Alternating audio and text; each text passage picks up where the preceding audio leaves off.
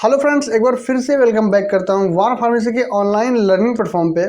So friends, आज का जो हमारा लेक्चर होने वाला है पार्ट 2 है।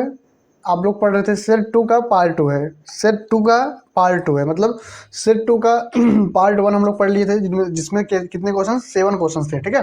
जिसमें से आपको 6 क्वेश्चन करने थे, तो 7 क्वेश्चन ऑल ओवर हम लोग पढ़ लिए थे। आज जब ये पार्ट 2 यानी जो पार्ट बी रहता है, यहाँ पे देखिए पार्ट बी रहता है ना, तो पार्ट भी आज के लेक्चर में हम कवर करेंगे, जिसमें आपको कितने क्वेश्चंस करने होते हैं 10 क्वेश्चंस, यानी 11 क्वेश्चंस रहता है एंड 10 क्वेश्चंस करने रहते हैं, जिसमें से एक क्वेश्चन आपको 3 नंबर का मिलता है। कितने नंबर का? एक क्वेश्चन अगर आपका सही रहेगा तो आपको 3 नंबर इजिली मिल जाएगा। तो भैया 30 नंबर का ये पार्ट बी वाला सेक्शन रहता है। समझ में आ गया? चलो अब देखते हैं कि पार्ट बी में जो पहला क्वेश्चन है वो कौन सा है। बहुत इंटरेस्टिंग क्वेश्चन है, बहुत अच्छा क्वेश्चन है। एंड यहाँ पे देखिए डिफाइन फार्माकोडायनेमिक्स। क्या होता है फार्माकोडायनेमिक्स? फार्माकोकाइनेटिक्स एंड फार्माकोडायनेमिक्स आपको कई बार पढ़ा दिए गए हैं, आई थिंक आपको याद भी हो गया होगा। तो देख लेते हैं क्या होता है फार्माकोडायनेमिक्स। तो यहाँ पे सबसे पहले इसका डेफिनेशन देखते हैं। Pharmacodynamics is the study of drugs a drug does to the body. कहने का मतलब ये है कि फार्माकोडायनेमिक्स वह अध्ययन है जिसमें यह देखा जाता है कि जो दवा है वो शरीर पर क्या प्रभाव डालती है, क्या प्रभाव डालती है हमारे बॉडी के ऊपर। वही देखते हैं किसमें? फार्माकोडायनेमिक्स में। इसमें क्या देखा जाता है, जो हमारा शरीर है, सॉरी जो हमारा दवा है वो शरीर के ऊपर क्या प्रभाव डालता है। तो वही जैसे आप कोई मेडिसिन खाए, जैसे बुखार का मेडिसिन खाए, अब वो बुखार जो आप जो दवा खा रहे हैं वो दवा जो है आपके बुखार को ट्रीट कर दे रहा है, तो वही आपके बॉडी के ऊपर इफेक्ट कर रहा है, उसी को बोल सकते हैं आप फार्माकोडायनेमिक्स, जिसमें आता है थेरेप्यूटिक इफेक्ट वगैरह। तो यहाँ पे देखते हैं आगे इट्स मैकेनिज्म ऑफ एक्शन। दवा के मैकेनिज्म ऑफ एक्शंस को, दवा के इफेक्ट, वही जो मैंने अभी बताया कि दवा अपना इफेक्ट शो करता है, दवा के इफेक्ट को। And relationship between dose and response. भैया जो डोज होता है और रिस्पॉन्स होता है उसके बीच के संबंध का, यहाँ पे देखिए हिंदी भी है, हिंदी भी देख लीजिएगा। देखिए फार्माकोडायनेमिक्स वह अध्ययन है जिसमें यह देखा जाता है कि दवा शरीर पर क्या प्रभाव डालती है। इसमें क्रियाविधि mechanism of action, therapeutic uses and खुराक डोजेज प्रतिक्रिया का अध्ययन होता है। मतलब ऑल ओवर इतना हम लोग अध्ययन करते हैं मैकेनिज्म ऑफ एक्शंस के, उसके थेराप्यूटिक यूजेस के, एंड जो रिलेशंस है बिटवीन किसके बीच में, डोज और रिस्पॉन्स। मतलब डोज एंड रिस्पॉन्स, कितना डोज जा रहा है, क्या रिस्पॉन्स बॉडी कर रही है, ठीक है। समझ में आ गया? जैसे आप जो ड्रग्स खा रहे हैं 100 mg का, तो बॉडी उसके ऊपर, उसके ड्रग के ऊपर क्या रिस्पॉन्स कर रही है, ठीक हो रही है कि नहीं, तो वही बोलते हैं फार्माकोडायनेमिक्स। समझ में आ गया? यहाँ पे देखिए सिंपल वर्ड में क्या बोल रहा है, बॉडी पे क्या करता है। सबसे सिंपल वर्ड में आप इतना समझिए कि जो दवा आप लोग खाते हैं बॉडी पे क्या करता है, उसी को बोलते हैं फार्माकोडायनेमिक्स। समझ में आ गया? तो भैया उसी को बोलते हैं हम लोग फार्माकोडायनेमिक्स, शरीर पर क्या करता है, ठीक है। समझ में आ गया? देखिए ये 3 नंबर का क्वेश्चन है, तो 3 नंबर का आप 1 से 1.5 पेज में लिख सकते हैं, ठीक है। तो आप इतना लिखेंगे तो आपका 1 से 1.5 पेज भर जाएगा, ठीक है। तो ये शॉर्ट टाइप का क्वेश्चन है, तो ये छोटा छोटा रहेगा। यहाँ पे देखिए कुछ फिगर के माध्यम से समझिए कि भैया फिगर के माध्यम से क्या सिस्टम है। फिगर के माध्यम से भी वही सिस्टम है, यहाँ पे सिस्टम चेंज नहीं होगा, सिस्टम वही रहेगा। तो भैया ये स्पेसिफिक रिसेप्टर पे बाइंड करेगा। फार्माकोडायनेमिक्स में ये देखिए ये पॉइंट्स आते हैं। सबसे पहले इसका मैकेनिज्म ऑफ एक्शंस, मतलब किसी स्पेसिफिक रिसेप्टर पे बाइंड करेगा। सेकंड क्या है, साइकोलॉजिकल इफेक्ट्स, यानी वो अपना थेरेप्यूटिक एक्शन शो करेगा और जिससे पेन वगैरह जो भी है वो उसको रिलीव करवाएगा, ठीक है। तो भैया ये साइकोलॉजिकल इफेक्ट शो करेगा। Dose response relations, dose response relationship, मतलब रिलेशनशिप इसका क्या रहता है, किसके बीच में, डोज और रिस्पॉन्स के बीच में ये रिलेशनशिप रखता है। जैसे how much creates what effect, मतलब ये क्या इफेक्ट शो कर रहा है और कितना इफेक्ट शो कर रहा है, ठीक है। मतलब क्या इफेक्ट शो कर रहा है और कितना इफेक्ट शो कर रहा है, तो ये भी ये कौन मॉनिटर करता है, क्या कौन भैया, ये फार्माकोडायनेमिक्स। फार्माकोडायनेमिक्स के अकॉर्डिंग ये सब आता है। समझ में आ गया? नीचे वही सेम डेफिनेशन है, डेफिनेशन आप लोग पढ़ लीजिएगा, जो यहाँ पे ऊपर पढ़ाए हैं ये पूरा डेफिनेशन सेम यही है नीचे, ठीक है। चलो आगे देखते हैं। क्वेश्चन नंबर 2 क्या बोल रहा है भैया, क्लासीफाई लेग्जेक्टिव विद एग्जाम्पल। लेग्जेक्टिव क्या होता है, यहाँ पे देखिए लेग्जेक्टिव का मतलब ये होता है, फिगर के माध्यम से समझिए कि भैया जो कॉन्स्टिपेशन कब्ज हो जाता है।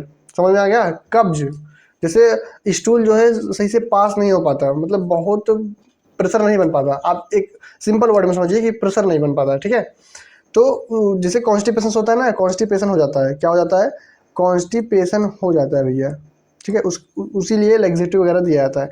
तो सबसे पहले इसको थोड़ा डेफिनेशन देख लेते हैं, उसके बाद इसका जो है क्लासीफाई करते हैं। हालांकि सिर्फ ये क्लासीफाई ही पूछा है, लेकिन डेफिनेशन इसलिए मैं लगाया हूँ ताकि थोड़ा कॉन्सेप्ट क्लियर होना चाहिए, ठीक है। लेग्जेटिव और drugs that promote bowel movement and relieve constipation, यानी बाउल के मूवमेंट को वो प्रमोट करता है ताकि अच्छे से बाउल पास हो पाए। और ये क्या करता है भैया, कॉन्स्टिपेशन में भी बहुत ज़्यादा रिलाइव करता है, जो कब्ज होता है उसमें राहत देता है। लैक्सेटिव वे दवाएं हैं जो आंत गतिविधि को बढ़ावा देती है, उसके मूवमेंट को क्या करती है, ये प्रमोट करती है और कब्ज से राहत दिलाती हैं। कौन भैया, लैक्सेटिव दिलाती हैं। समझ में आ गया। चलो आगे इसके क्लासिफिकेशन को देख लेते हैं। उससे पहले थोड़ा फिगर के माध्यम से भी देख लो कि भैया लैक्सेटिव क्या है। सेम डेफिनेशन है कि laxative are drugs that promote bowel movement and relieve constipation, यानी कॉन्स्टिपेशन को ये रिलाइव करता है और बाउल मूवमेंट को ये प्रमोट करता है। तो यहाँ पे देख सकते हैं ये इंटेस्टाइन है, इंटेस्टाइन से ये प्रमोट करता है, प्रमोशन ऑफ मूवमेंट, मतलब जो बाउल रहता है उसको प्रमोट करता है। ठीक है, प्रमोट करने से वो रिलाइव करता है। ठीक है, प्रमोशंस ऑफ मूवमेंट एंड यहाँ पे देखिए रिलाइव करता है। ये डॉक्टर हैं, डॉक्टर वगैरह, डॉक्टर जो है ये लैक्सेटिव देते हैं। ठीक है, तो डॉक्टर का भी इमेज में लगा दिया हूँ। समझ में आ गया, फिगर के माध्यम से क्लियर हो गया। चलो आगे देखते हैं, आगे क्लासिफिकेशन देखते हैं, मोस्ट इंपॉर्टेंट है, ये फ्लो चार्ट में है। ठीक है, तो ये थोड़ा याद करने का कोशिश कीजिए क्योंकि यही मेन है। ठीक है, ये अगर आप डॉक्टर को नहीं छापेंगे चल जाएगा, लेकिन इसको छापना पड़ेगा भैया। तो यहाँ पे सबसे पहले लैक्सेटिव का पॉइंट देखिए, यहाँ पे बल्क फॉर्मिंग है पहला पॉइंट। बल्क फॉर्मिंग में स्पेगुला, क्या है भैया, स्पेगुला मोस्ट इंपॉर्टेंट है, याद करना पड़ेगा इसको। ठीक है, स्पेगुला जिसके अकॉर्डिंग आता है क्या, मेथाइल सेल्यूलोस, क्या भैया, मेथाइल सेल्यूलोस, ये मोस्ट इंपॉर्टेंट है। ठीक है, तो इसको आपको याद करना पड़ेगा। सेकंड में क्या है भैया, ऑस्मोटिक लैक्सेटिव, क्या है ऑस्मोटिक लैक्सेटिव, जिसमें क्या है लैक्टुलोज मैग्नीशियम सल्फेट, दो एक पॉइंट ये है, एक पॉइंट ये है। लैक्टुलोज मैग्नीशियम सल्फेट दो ड्रग्स यहाँ पे है एंड यहाँ नीचे भी दो ड्रग्स था। ठीक है, सॉरी यहाँ फर्स्ट में भी दो ड्रग्स है एंड सेकेंड में भी दो ड्रग्स हैं। समझ में आ गया। चलिए यहाँ पे थर्ड देखिए, स्टिमुलेंट लैक्सेटिव। स्टिमुलेंट लैक्सेटिव में भैया तीन ड्रग्स है, जैसे कि जो फर्स्ट ड्रग्स है क्या है, बिसाकोडाइल, क्या भैया, बिसाकोडाइल, ये फर्स्ट ड्रग्स है, इसको उतना इंपॉर्टेंट नहीं है, ये आप छोड़ सकते हैं। बाकी सेन्ना याद कर सकते हैं एंड कैस्टर ऑयल। ठीक है, सेन्ना एंड कैस्टर ऑयल ये मोस्ट इंपॉर्टेंट है, ये आपको छोड़ के नहीं जाना है। ठीक है, कौन कौन से भैया, सेन्ना यहाँ पे स्टार बना रहा हूँ एंड कैस्टर ऑयल। ठीक है, senna and castor oil and stool softener, क्या भैया, स्टूल सॉफ्टनर में क्या है, डोक्यूसेट सोडियम, क्या भैया, डोक्यूसेट सोडियम, ये एग्जांपल है इसका। ये स्टूल को सॉफ्ट करता है, ये ऐसा ड्रग्स है जो कि स्टूल को नरम करता है ताकि जो उसका पासिंग है वो अच्छे से पास हो पाए और अच्छे से मूवमेंट कर पाए। ठीक है, तो डोक्यूसेट सोडियम ये भी मोस्ट इंपॉर्टेंट है, इसको भी आपको याद करना पड़ेगा। एंड लुब्रिकेट लैक्सेटिव क्या है, लिक्विड पैराफिन। लिक्विड पैराफिन का आपने नाम सुना होगा या फिर कभी ना कभी मेडिकल स्टोर वगैरह पे देखे होंगे, सिरप के फॉर्म में आता है, तो ये भी एक मोस्ट इंपॉर्टेंट है, इसको भी याद करना होगा। ठीक है, तो ये पूरे में आप दो दो ड्रग्स याद करेंगे, जैसे यहाँ पे 1 2 3 4 5, पांचों में आप दो दो ड्रग्स याद कर लेंगे तो आपका काम हो जाएगा। ठीक है, bulk forming, osmotic laxative, stimulant laxative, stool softener and lubricant laxative, ये पांच है, पांचों में आपको दो दो ड्रग्स याद करना पड़ेगा।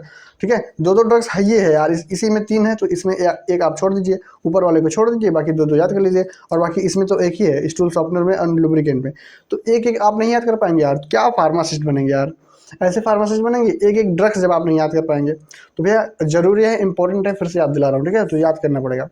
आगे देखते हैं, क्वेश्चन नंबर 3 क्या बोल रहा है भैया, right the mechanism of action of amlodipine. Amlodipine क्या है, कैल्शियम चैनल ब्लॉकर है, क्या है भैया, कैल्शियम चैनल ब्लॉकर है, कैल्शियम चैनल ब्लॉकर। ठीक है, ये क्या करता है, ये हमारे बीपी को ट्रीट करता है, किसको भैया, ब्लड प्रेशर को, ब्लड प्रेशर को ट्रीट करता है। देख लेते हैं, ये मैकेनिज्म ऑफ एक्शन पूछा है तो मतलब बॉडी में कैसे अपना एक्शन शो करता है वही पूछा है। सबसे पहले amlodipine is a calcium channel blocker, ये एक कैल्शियम चैनल ब्लॉकर है, used in hypertension and angina.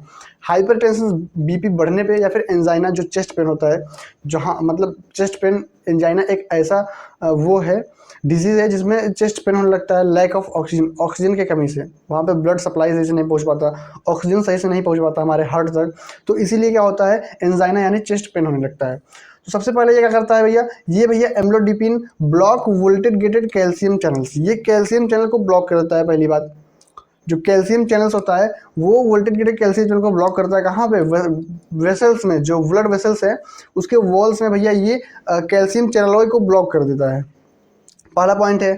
फिर क्या करता है, this prevents calcium from entering smooth muscles. जब कैल्शियम चैनल ब्लॉक कर देगा, फिर ये प्रिवेंट बचाव करता है, कहाँ ये बचाव करता है, calcium from entering smooth muscle, ताकि कैल्शियम स्मूथ मसल्स में एंटर ना कर पाए, तो वही बचाव करता है, एंटर नहीं करने देता है। मतलब कहाँ एंटर नहीं कर देता है, मसल सेल्स में, मसल सेल्स में, ताकि वो भैया एंटर ना कर पाए, इंटरिंग स्मूथ मसल सेल्स, जो भी हमारे वॉल्स में कहाँ पे नस वगैरह में स्मूथ मसल सेल्स होता है ना, तो वहाँ पे, ताकि कैल्शियम्स एंटर ना कर पाए, ये बचाता है।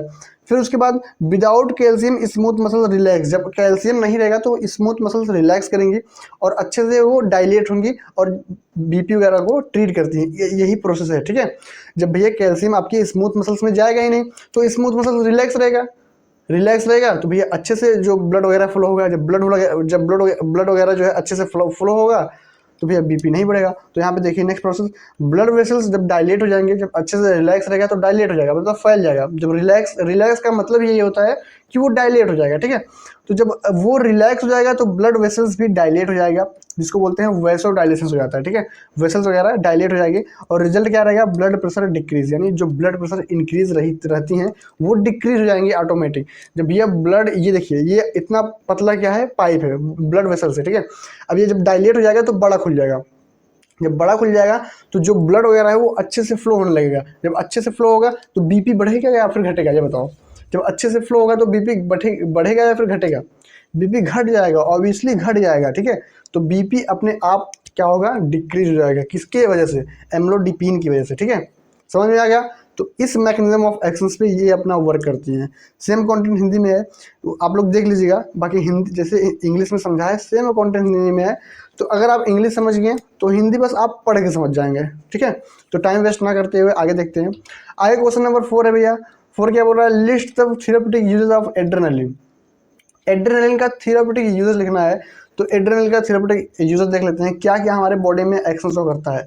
एड्रेनालिन क्या है भैया, एड्रेनर्जिक रिसेप्टर जानते हैं अपना, तो उसी पे ये अपना वर्क करता है।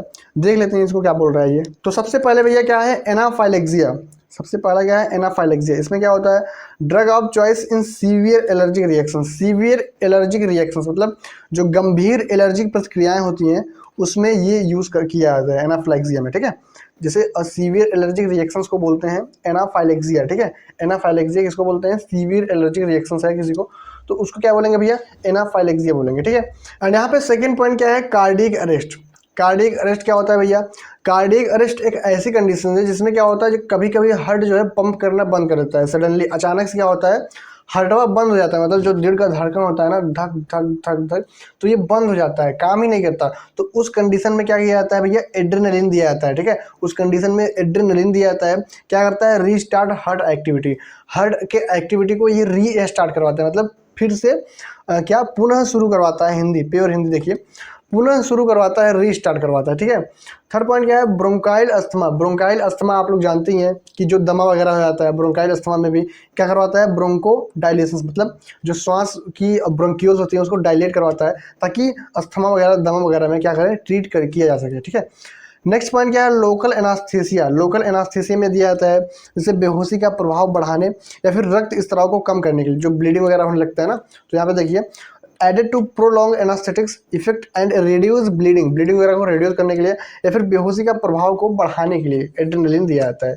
ग्लूकोमा एक आई डिजीज है जिसमें क्या होता है, इंट्राऑकुलर प्रेशर बढ़ जाता है, ठीक है। तो उसको क्या करता है भैया, रिड्यूस करवाता है, इंट्राऑकुलर प्रेशर को ये क्या करता है भैया, कम करवाने का काम करता है। आँख के दबाव को, IOA इंट्रा ऑकुलर प्रेशर, ठीक है। तो इसको क्या करता है, ये रिड्यूस कम करवाता है। तो ये इसका है भैया क्या थेरेप्यूटिक यूजेस, एड्रेनलिन यहाँ यूज किया जाता है। समझ में आ गया। चलिए आगे देखते हैं। आगे थोड़ा इसका इमेज के माध्यम से समझिए, सेम कंटेंट है। सबसे पहले एनाफाइलेक्सिया है, जो कि आपको पता ही है, सीवियर जो एलर्जिक कंडीशंस होता है। ब्रोंकाइल अस्थमा, जो दमा हो जाता है, ब्रोंक्यूल्स में क्या हो जाते हैं, म्यूकस वगैरह होने लगते हैं, ठीक है। कार्डियक अरेस्ट, जो हार्ट बंद हो जाता है। ग्लूकोमा, इंट्राऑकुलर प्रेशर बढ़ जाता है। एंड नेजल कंजेशन, नाक भी बंद हो जाता है, तो उसमें भी दिया जाता है। लोकल एनास्थेटिया के प्रभाव को बढ़ाने के लिए या फिर ब्लीडिंग को कम करने के लिए हम क्या करते हैं, एड्रेनलिन का यूज़ करते हैं। किसका यूज़, एड्रेनलिन का यूज़ करते हैं। समझ में आ गया। चलो आगे देखते हैं। आगे भैया क्वेश्चन नंबर 5 क्या बोल रहा है, right a short note on drug tolerance. Drug tolerance का मतलब, इससे आप क्या समझते हैं बताओ। ड्रग टॉलरेंस से आप क्या समझते हैं, दवा की लत भैया, क्या, दवा की लत। जैसे दवा की किसी किसी को दवा की लत लग जाती है, कोई नशीली दवाएं होती हैं तो नशीली दवाई की लत लग जाती है, ठीक है। तो वही बोल रहा है ड्रग टॉलरेंस का मतलब दवा की लत होता है। थोड़ा इसका डिफिनेशन देखते हैं। Drug tolerance is a condition where the body gets used to a drug so the same dose produce less effect over time, a higher dose needed to get the same response. यानी कहने क्या मतलब है, कहने का मतलब समझा रहे हैं, थोड़ा हिंदी देखिए फिर समझा रहे हैं। ड्रग टॉलरेंस वह स्थिति है जिसमें शरीर दवा का आदी हो जाता है। क्या हो जाता है? आदि, मतलब एडिक्ट हो जाता है उसके। समय के साथ उसी खुराक का प्रभाव कम हो जाता है। समझिए, अब मैं आपको समझा रहा हूँ। जैसे अब आप पैरासीटामोल डेली लेते हैं, हर दिन पैरासीटामोल लेते हैं, एटलीस्ट आप 2 से 3 महीना पैरासीटामोल खा लिए, ठीक है। अब क्या हुआ? अब पैरासीटामोल एडिक्ट हो गया, ठीक है। आप पैरासीटामोल के प्रति एडिक्ट हो गए, मतलब लत लग गई, आदत लग गया, ठीक है। अब ऐसा आपको लगेगा कि अरे यार पैरासीटामोल नहीं खाएंगे तो बुखार जो है ठीक नहीं लगेगा, ठीक नहीं होगा, ऐसा लग रहा है कि बुखार बुखार जैसा लग रहा है, मुझे पैरासीटामोल खाना पड़ेगा। तो आपके जो है ड्रग टॉलरेंस आपको हो गया। क्या हो गया? ड्रग टॉलरेंस हो गया। अब बिना पैरासीटामोल खाए आपको मतलब रहा ही नहीं जाएगा, ठीक है। अब देखिए, अब आप पहले खाते थे 500 mg, क्या कितना खाते थे? 500 mg खाते थे। जब ड्रग टॉलरेंस हो जाएगा तो 500 mg आप खाएंगे ना तो असर ही नहीं करेगा। क्या नहीं करेगा? असर ही नहीं करेगा। इसका डबल डोज करना पड़ेगा, 1000 mg करना पड़ेगा, तब अच्छे से जाके असर करेगा। तो यही कहने का मतलब जो उसका रिस्पॉन्स होता है, प्रभाव के लिए अधिक खुराक की जरूरत पड़ती है। खुराक भी बढ़ानी पड़ती है भैया, क्या डोज भी बढ़ानी पड़ती है। तो इसीलिए कहते हैं कि सेम दवाई को कम से कम आप 2 से 3 महीना को तक कंटिन्यू नहीं कर सकते। इससे क्या होगा? ड्रग टॉलरेंस हो जाएगा, ठीक है। तो इससे बचना है, ड्रग एडिक्टिव हो जाएगा, मतलब आप उसके प्रति लत लग जाएगा आपका, ठीक है। तो वही होता है ड्रग टॉलरेंस। समझ में आ गया? चलो आगे देखते हैं। आगे थोड़ा टाइप इसका देख लीजिए। Pharmacokinetics tolerance, pharmacodynamics tolerance and cross tolerance. तीन है, 1 2 3। फार्माकोकाइनेटिक टॉलरेंस क्या होता है? Drug is metabolised faster by the body. Drug क्या होता है? शरीर दवा को तेजी से नष्ट करने लगता है। शरीर क्या करता है? दवा को मेटाबोलाइज करने लगता है, मतलब काम ही नहीं करने देगा, मेटाबोलाइज करवा के बाहर फेंकवा देगा, एक्सीट आउट करवा देगा, ठीक है। तो वही कहने का मतलब है, दवा वो अपना थेरेप्यूटिक एक्शन शो ही नहीं करेगा, इसीलिए आपको फिर मोर डोजेस की नीडेड पड़ेगी, मतलब ज़्यादा डोजेस की नीडेड पड़ने लगती है। तो यही कारण है फार्माकोकाइनेटिक टॉलरेंस हो जाता है पहले, ये टाइप है उसका। सेकंड है फार्माकोडायनेमिक्स टॉलरेंस। ये क्या करता है? Receptor become less sensitive to the drug, मतलब रिसेप्टर दवा के प्रति कम संवेदनशील हो जाते हैं। मतलब जो रिसेप्टर होता है वो सोचेगा ये सर्वर रोज आता है, मतलब जैसे आप किसी के यहाँ जाएंगे तो आपका जो रिस्पेक्ट होता है वो कम हो जाता है। तो वही सेम सिचुएशन यहाँ भी क्रिएट हो रहा है। जैसे अब दवा रोज रोज आप पेट में डालेंगे तो रोज रोज रिसेप्टर के पास जाएगा, तो वो रिसेप्टर भी मतलब वो इग्नोर करेगा, ये सर्वर रोज आता है, इसका बाइंड मत कराओ, छोड़ो हटाओ, एक्शन नहीं शो करना है, नहीं शो करना है अपने बॉडी में। तो वही कहने का मतलब ये है कि रिसेप्टर के प्रति जो दवा का संवेदनशीलता है, जो सेंसिटिविटी है, वो कम कर देगा, मतलब काम ही नहीं करवाएगा, साला रोज आ रहा है। तो वही ये फार्माकोडायनेमिक्स टॉलरेंस है। समझ में आ गया? चलो, क्रॉस टॉलरेंस क्या होता है? Tolerance to one drug causes tolerance to similar drugs, मतलब एक दवा की टॉलरेंस से मिलती जुलती दवाओं का भी टॉलरेंस, मतलब एक दवा की टॉलरेंस से मिलती जुलती दवाओं का भी टॉलरेंस हो जाएगा। समझ में आ गया? जैसे आप पैरासीटामोल खा रहे हैं, अब पैरासीटामोल से मिलती जुलती कोई अदर दवाई खाएंगे तो वो भी अपना एक्शन नहीं शो कर पाएगी। समझ में आ गया? तो वही बोल रहा है। चलिए आगे देखते हैं, एग्जाम्पल इसका देख लेते हैं। सबसे पहला मॉर्फिन है। Morphine regular use needs high dose for pain relief. अगर इसका क्या होता है? नियमित उपयोग से दर्द के लिए राहत होता है। इसका अधिक खुराक चाहिए, अगर आप डेली खाने लगेंगे इसको तो भैया इसका अधिक खुराक चाहिए और ये टॉलरेंस एडिक्टिव हो जाएगा, ठीक है। सेकंड क्या है? एल्कोहल। जैसे एल्कोहल, दारू पे क्या होता है, बहुत से लोग एडिक्टिव हो जाते हैं, बिना दारू पिए दिमाग ही नहीं काम करेगा। रोज शाम को 1 पोटली चाहिए भैया दारू। किसी किसी को होता है ना कि भैया शराब बहुत ज़्यादा पीते हैं और रोज शाम को उनको चाहिए, अगर नहीं पियेंगे तो उनका सर दर्द होने लगेगा। तो वही बोल रहा है alcohol, regular drinkers need more alcohol for same effect, मतलब सेम इफेक्ट पाने के लिए उनको ज़्यादा डोज बढ़ाना पड़ेगा, सेम इफेक्ट पाने के लिए। जैसे पहले 1 सीसी पीते थे, अब 2 सीसी पियेंगे, तभी उनका काम सही कर हो पाएगा, ठीक है। तो वही बोल रहा है कि सेम इफेक्ट को अपने बॉडी में क्या करने के लिए, लाने के लिए उनको क्या करना पड़ेगा? नीड मोर एल्कोहल, यानी डोज बढ़ाना पड़ेगा, ठीक है। तो ये सेकेंड हो गया। थर्ड क्या है? नाइट्रेट्स। ये एग्जाम्पल है, ठीक है, ये एग्जाम्पल है, ये कोई ड्रग्स नहीं है, एल्कोहल ड्रग्स नहीं है। हालांकि किसी किसी कंडीशन में एल्कोहल के कम्बिनेशन का ड्रग्स दिया जाता है, बाकी ये एग्जाम्पल है। नाइट्रेट्स देख लेते हैं। नाइट्रेट्स एक प्रकार का ड्रग्स है। Effect reduce with long term, मतलब लंबे उपयोग से प्रभाव कम हो जाता है। नाइट्रेट्स का। अगर नाइट्रेट्स का लंबे समय तक उपयोग करेंगे तो इसका प्रभाव कम हो जाएगा। नाइट्रोग्लिसरीन जो कि आपके हाइपरटेंशन, एंजाइना पेक्टोरिस वगैरह में काम किया जाता है इसका टैबलेट, ठीक है। चलो आगे देखते हैं। क्वेश्चन नंबर 6 क्या बोल रहा है भैया, classify sedative and hypnotics drugs with example. Hypnotics और सेडेटिव को क्लासिफाई करना है विथ एग्जाम्पल के साथ। उससे पहले थोड़ा देख लेते हैं कि आखिर सेडेटिव एंड हिप्नोटिक्स होता क्या है। आपको तो पता होगा यार, कई बार पढ़ा दिए हैं।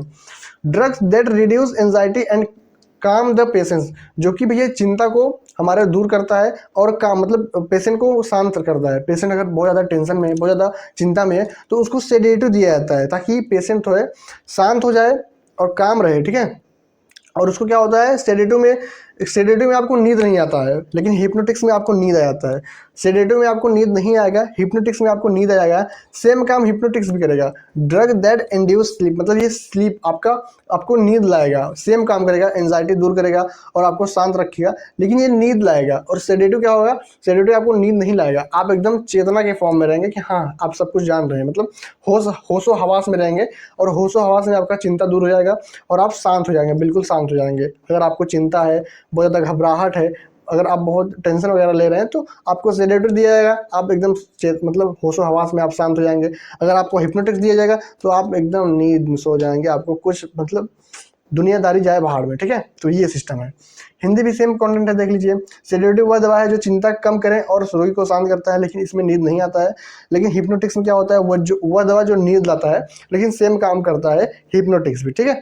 तो इसका थोड़ा क्लासिफिकेशन, मतलब कौन कौन से ड्रग्स हैं वो भी देख लेते हैं। उससे पहले थोड़ा इमेज के माध्यम समझिए कि जो सेडेटिव है, यहाँ पे देखिए ये किताब पढ़ रहा है, जो बंदा है ये किताब पढ़ रहा है, इसको कोई चिंता नहीं है, चिंता सब गया भाड़ में, जो भी टेंशन है टेंशन में गया भाड़ में, मस्त से अपना किताब पढ़ रहा है, अपना एंजॉय कर रहा है। और इनको मैडम को दे दिया गया क्या, इनको मैडम को दे दिया गया हिप्नोटिक्स। अब ये अपना मस्त से सपना देख रही हैं कि आज सपना में ये आया है वो आया है, ठीक है।